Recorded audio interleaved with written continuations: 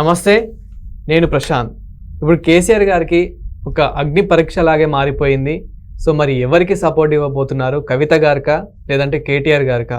So అనే విషయాలు అయితే తెలుసుకుందాం. దీని గురించి అయితే మాట్లాడేందుకు ప్రస్తుతం మనతో పాటు సీనియర్ జర్నలిస్ట్ సిఎస్ రావు గారు ఉన్నారు. నమస్తే అండి. నమస్తే సార్. అసలు ఏం జరుగుతుంది బీఆర్ఎస్ పార్టీలో? మరి కేసీఆర్ గారు ఇప్పుడు ఎవరికి సపోర్ట్ ఇవ్వబోతున్నారు? అసలు ఏం జరుగుతుంది? ఒక రకంగా చెప్పాలంటే కేసీఆర్ గారికి ఒక పెద్ద డార్క్ డేస్ అనుకోవాలి. ఫామ్ హౌస్లో ఆయన ప్రశాంతంగా ఉన్నారు. అధికారం కోల్పోయిన తర్వాత ప్రతిపక్ష నాయకుడిగా ఉన్నప్పటికీ కూడా ఏ రోజు అసెంబ్లీకి రాలేదు. ఆయన ఏదో డిస్క్వాలిఫై అవుతాడని చెప్పి 1-2 సందర్భాలు వచ్చేది తప్పితే ప్రజా సమస్యల మీద మాట్లాడడానికి కానీ ప్రజా సమస్యల మీద గళమెత్తడానికి కానీ ఏ రోజు కూడా అసెంబ్లీలో సిద్ధపడలా. ఆయన విశ్రాంతి మూడ్లో ఉన్నారు. విశ్రాంతి మూడ్లో ఉంటూ రాబోయే రోజుల్లో మనమే అధికారంలోకి వస్తామని చెప్పి అప్పుడప్పుడు కొన్ని స్టేట్మెంట్లు ఇస్తూ ఉన్నారు. ఇలాంటి పరిస్థితుల్లో మరి ఆయన ఊహించారో ఊహించినటువంటి పరిణామం తెలియదు, కానీ కవిత కేటీఆర్ ఇద్దరు విభేదించుకోవటం, ఇది బహిరంగంగా అందరికి అర్థమవుతుంది. వాళ్ళిద్దరు విభేదించుకోవడం. ఇలాంటి పరిస్థితుల్లో కొడుకును వదులుకుంటాడా లేదంటే కుమార్తెను వదులుకుంటాడా అనేటువంటిది బాగా చర్చ జరుగుతుంది. వీళ్ళిద్దరిని ఎలా సమన్వయం చేసుకుంటాడు, సమన్వయం చేసుకోగలడా లేదంటే ఎవరో ఒకరిని వదిలిపెట్టుకోగలడా అనేటువంటి పరిస్థితికి వచ్చింది. యాక్చువల్గా వీళ్ళిద్దరిలో ఆయనకి ఎఫెక్షన్ ఉండేది ఎవరికి అనే దాని మీద మనకు తెలిసినటువంటి సమాచారం ప్రకారం విశ్లేషణ చేసుకుంటే డాటర్ ఆఫ్ ఫైటర్ అని చెప్పేసి ఆవిడ చెప్పుకున్నారు. ఎప్పుడు తిహార్ జైలు నుంచి బయటకు వచ్చిన తర్వాత కవిత తిహార్ జైలు నుంచి హైదరాబాద్ వచ్చిన తర్వాత నేరుగా కేసీఆర్ గారి ఇంటికి వెళ్ళి కేసీఆర్ గారి చేతిని ముద్దాడి డాటర్ ఆఫ్ ఫైటర్ అని చెప్పి విక్టరీ సింబల్ చూపించారు. ఆవిడ శంషాబాద్ ఎయిర్పోర్ట్ నుంచి ఇక్కడికి పెద్ద ఊరేగింపుగా వచ్చారు. ఆ ఊరేగింపు మీద కూడా రకరకాల ఆరోపణలు వచ్చినాయి. ఆవేదో స్వాతంత్రోద్యమానికి వచ్చిన యోధురాల్లాగా ఆవిడని ఊరేగించుకుంటూ వచ్చారు అని చెప్పి బీఆర్ఎస్ పార్టీ పైన అప్పుడే బాగా విమర్శలు వచ్చాయి. అసలు కవిత లిక్కర్ స్కామ్లో ఇరుక్కున్న కారణంగానే బీఆర్ఎస్ పార్టీ నష్టపోయింది అనేది కేటీఆర్ గారి యొక్క అభిప్రాయం. కానీ కవితను సేవ్ చేయాలి అనే ఉద్దేశం కేసీఆర్ గారికి మొదటి నుంచి ఉంది. కవితను ఏదో ఒక రకంగా సేవ్ చేసేసి తిహార్ జైలు నుంచి బయటికి తీసుకురావాలని. ఈ క్రమంలో ఢిల్లీలో నడిచినటువంటి నాటకీయ పరిణామాలు కొన్ని ఉన్నాయి. ఈ పరిణామాలే ఇప్పుడు బీఆర్ఎస్ పార్టీలో చిచ్చుకు కారణమయ్యాయి. ఏంటి ఆ పరిణామాలు అంటే, బీఆర్ఎస్ పార్టీని బీజేపీలో విలీనం చేస్తామని చెప్పి ఒప్పుకున్నారు అనేది ఇప్పుడు కవిత చెప్తున్నారు. మనం చెప్పడం కాదు, కవిత చెప్తున్నారు. ఆ ఒప్పందం కుదుర్చుకున్న కూడా కేటీఆర్ అనేది కూడా ఇండైరెక్ట్గా ఢిల్లీకి ఇస్తున్నారు. సో ఇలాంటి పరిస్థితుల్లో బీఆర్ఎస్ పార్టీ బీజేపీలో విలీనం అవుతున్నప్పుడు తాను ఎందుకు ఉండాలి అనేటువంటి కాన్సెప్ట్లో ఆవిడ ఆలోచిస్తున్నట్టు కనిపిస్తూ ఉంది. ఇది కాంగ్రెస్ పార్టీకి కొన్ని ప్రపోజల్స్ పంపించారని, కాంగ్రెస్ పార్టీ ప్రపోజల్స్ వాళ్ళు ఓకే చేయలేదని, 9 మంది ఎమ్మెల్యేలు తీసుకొస్తారని ఇలా రకరకాలుగా చెప్తున్నారు. ఇలాంటి పరిస్థితుల్లో కేసీఆర్ గారు ఎలా వ్యవహరిస్తారు అనేది ఒక పెద్ద చర్చ. ఇప్పుడు కేటీఆర్ గారేమో ఆయన ఈ ఎపిసోడ్ నుంచి దాదాపు దూరంగా ఉండడానికి విదేశాలకు వెళ్ళిపోతున్నారు. ఇప్పుడు కవిత కేసీఆర్ గారిని కలవడానికి అవకాశం వచ్చింది, కానీ నేను కలవదలుచుకోలేదని చెప్తుంది. ఇప్పుడు లేటెస్ట్గా ప్రెస్ మీట్లో నాకు కేసీఆర్ గారిని కలవడానికి అవకాశం వచ్చింది, కానీ కలిసి మాట్లాడటానికి నేను ఇష్టపడలేదు అని చెప్తుంది. అంటే డిసైడ్ ఆవిడ ఏంది పార్టీ నుంచి బయటకు వెళ్ళడానికి డిసైడ్ అయింది ఆవిడ. ఆ పార్టీలో ఉంటారా అని అంటే నేను కేసీఆర్ గారి నాయకత్వంలో అయితే ఉంటాను కానీ అని చెప్తున్నారు. ఇంకెవరు నాయకత్వంలో నేను పనిచేయనని. అంటే దట్ మీన్స్ కేటీఆర్ గారికి పగ్గాలు అప్పచెప్పడానికి ఏదో ఫామ్ హౌస్లో జరిగి ఉండాలి. ఆ విషయం కవితకి తెలిసి కవిత దూరం కావడానికి సిద్ధపడి ఉండొచ్చు. సో ఇలాంటి పరిస్థితుల్లో బీజేపీ కాచుకు కూర్చుంది తెలంగాణలో బీజేపీ జెండాను ఎగరేయటానికి. ఈ పరిస్థితుల్లో బీజేపీ ఏం చేస్తుంది? ఇప్పుడు ఏక్నాథ్ షిండే గేమ్ను ఆడుతుంది. మహారాష్ట్రలో ఏం గేమ్ ఆడింది? శివసేనని చీల్చిపడేసింది, ఏక్నాథ్ షిండేని క్రియేట్ చేసింది. అలాగే ఇప్పుడు బీఆర్ఎస్ పార్టీని చీల్చేసి ఇప్పుడు ఏక్నాథ్ షిండేని తయారు చేసేసి బీఆర్ఎస్ పార్టీ, బీజేపీ అలాగే కాంగ్రెస్ పార్టీ నుంచి వచ్చేటువంటి కొంతమంది మద్దతుతోటి ఒకవేళ ప్రభుత్వాన్ని ఏర్పాటు చేసినా చెయ్యొచ్చు, ఏదైనా జరగచ్చు. బీజేపీ చేయాలనుకుంటే ఏదైనా చేయగలదు.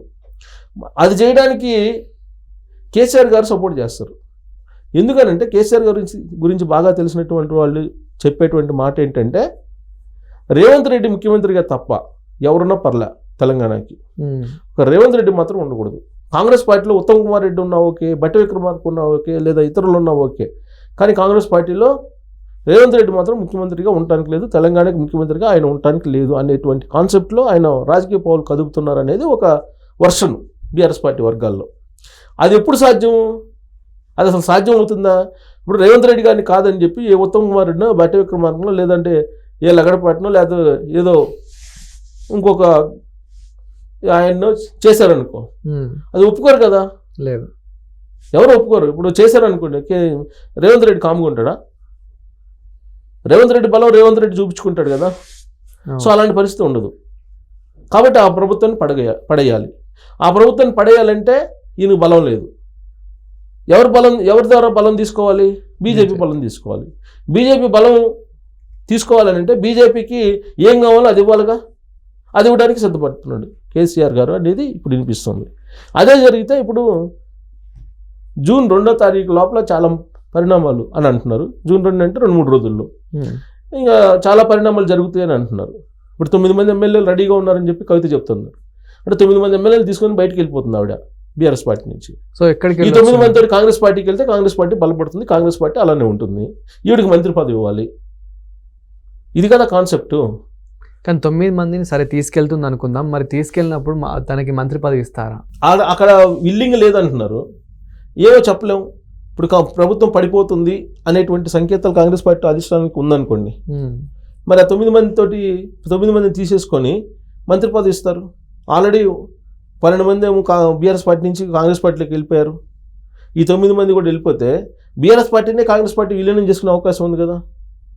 అంటే కాంగ్రెస్ పార్టీ బలపడటానికి కవితని ఎంకరేజ్ చేసి తీసుకుంటే అదొక కాన్సెప్ట్.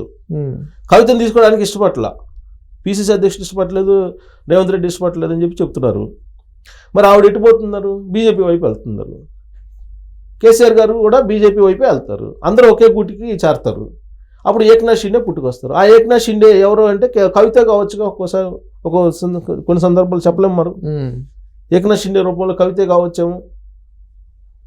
అసలు బీజేపీ ఆడుతున్నటువంటి గేమ్ కాదు దీన్ని. బీజేపీ ఆడుతున్నటువంటి గేమ్లో ఇప్పుడు కేసీఆర్ గారు ఒక పావులాగా అయిపోయారని చెప్పి అనుకుంటున్నారు. అసలు కేటీఆర్ గారు ఎన్నికల ముందే బీజేపీతో కలిసి వెళ్ళాలనే ప్రపోజల్ పెట్టారు. ఈ ప్రపోజల్ పెట్టింది కేటీఆర్ అని చెప్పి కవిత చెప్తున్నారు. ఇవన్నీ ఇప్పుడు బయటకు ఎందుకు వచ్చినాయి అని అంటే పబ్లిక్లో చర్చ జరగాలి. వీటన్నిటి మీద చర్చ జరగకుండా వాళ్ళు డెసిషన్ తీసుకోరు. ఏ రాజకీయ పార్టీ కూడా తీసుకోదు. ఏదైనా ఒక డెసిషన్ తీసుకునేటప్పుడు రాజకీయ పార్టీ లీకులు ఇస్తుంది. ఇలాంటి లీకులే ఇస్తుంది. ప్రజల్లో చర్చ పెడుతుంది. చర్చ పెట్టి ప్రజల మూడ్ని సెట్ చేస్తుంది. అప్పుడు డెసిషన్ తీసుకుంటారు. సో అదే విధంగా అంటే ఇప్పుడు కవిత గారికి ఎట్లయినా కొంచెం నెగిటివ్ అయితే ఉంది. ఎప్పుడైతే లిక్కర్ స్కామ్ ఏదైతే జరిగిందో అప్పటి నుండి ఇప్పటి వరకు కొంచెం నెగిటివ్ ఉంది.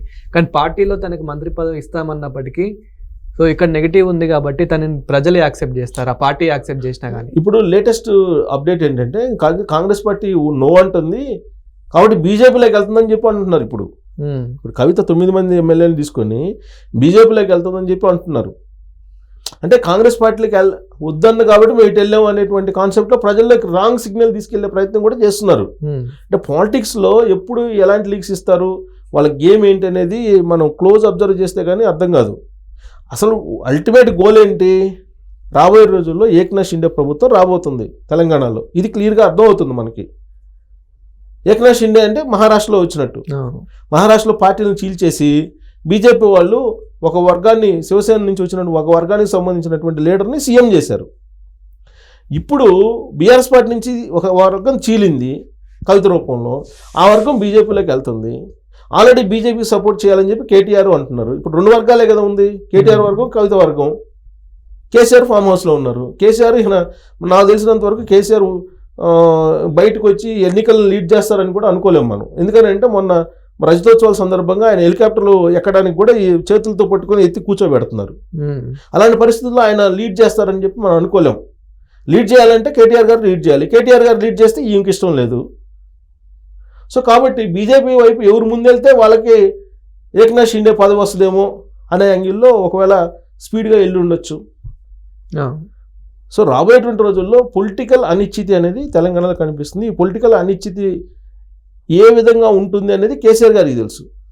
సో కూతురు పక్షాన్ని ఉంటారా, కొడుకు పక్షాన్ని ఉంటారంటే కూతురు కొడుకు పక్షాన ఉంటూ బీజేపీ పక్షాన ఉంటాడు అని చెప్పి అర్థమవుతుంది. Thank you sir.